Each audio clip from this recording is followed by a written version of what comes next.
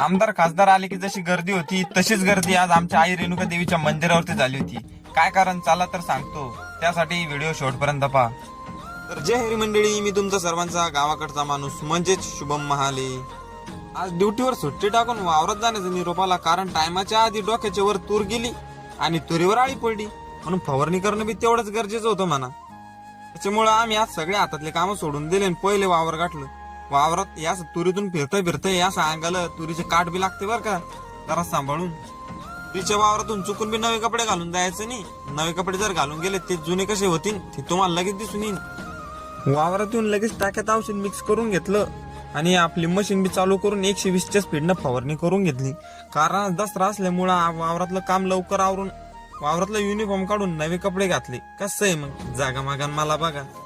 तयार होऊन लगेच पहिल्या पुरसत मध्ये मंदिर गाठून घेतलं, कारण आपल्याला माहित होतं आज मंदिरावरती गर्दी म्हणजे लाडच नाही. झालं मंदिरावर लवकर आलो, नाही तर अजून लंबी लाईनी मध्ये टाइम लागला असतो बाबा दर्शनाला. आई रेणुका देवीच्या गाभाऱ्यात आलो, पहिले दर्शन करून घेतलं. मंदिराचा परिसरच हिंडत होतो तेवढ्यात आपली मशालदारी भेटली.